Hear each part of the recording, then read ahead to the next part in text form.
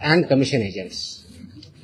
Number 4, transporters and vehicle operators, including agents who book or arrange transport. Number 5, godown operators, warehouse owners and store managers who knowingly store such products. 6th, wholesale dealers and distributors. 7th, sub-dealers and semi-wholesaler agents. 8th, retail sellers forming part of an identified organized network. And 9, any other person who knowingly facilitates, abets, conceals or assists any of the above. त्या इतक्या जणांविरुद्ध मोकोका वापरायचे ह्याच्यामध्ये आदेश आपण केलेले आहेत. त्याचबरोबर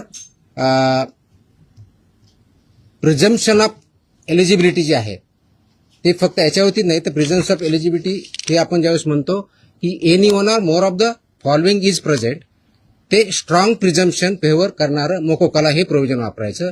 आणि no officer shall refrain without recording specific written reasons approved by joint commissioner. रिजनचं जे असेल त्याच्यामध्ये की इंटरस्टेट सप्लाय चेन और मॅन्युफॅक्चर नेक्सस हे आपल्याला वरती न्यायचं प्रिझम्पशन ऑफ एलिजिबिलिटीसाठी वापरायचं. Clandestine godowns, fake labels, dummy firms और फॉर्ज्ड इनव्हॉइसेस याच्यासाठी सुद्धा हा वापरायचा आहे. Simultaneous seizures across multiple districts pointing to a common syndicate त्याच्यासाठी सुद्धा वापरायचं आहे. करप्शन ऑफ इन्फोर्समेंट ऑफिशियल्स और intimidation of informants of witnesses यासाठी आपण वापरणार आहोत. Seizure value exceeding ₹10 lakhs in a single action or ₹25 lakhs cumulatively from the same account or network, आणि financial flows indicating systematic profiteering including हवाला और बेनामी channels याच्या सुद्धा तिथे एस्केलेट करण्यासाठी हे सुद्धा प्रोव्हिजन त्याच्यामध्ये आपण वापरणार आहोत. याची ओरिजिनल ड्युटी आहे ते आपण फूड सेफ्टी ऑफिसरवरती देणार आहोत.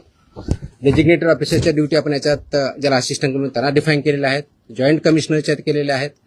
नेटवर्क वाईड प्रॉसिक्युशन करायचं हे आपण सांगितलं आहे, पार्सल ऍक्शन घ्यायची नाही, कंप्लीट घ्यायची. आणि कॉन्फिस्केशन, अटॅचमेंट अँड फोरफिचरचं कसं करायचं ट्विन ट्रॅक स्ट्रॅटेजी ही पण त्याच्यामध्ये सांगितलेली आहे. त्याचं प्रॉसिक्युशन रजिस्टर मेंटेन करायचं सांगितलेलं आहे, बेलला अपोजिशन करायचं सांगितलेलं आहे, आणि procedure compliance with the criminal procedure code हे सुद्धा आपण मॅन्डेटरी केलेलं आहे.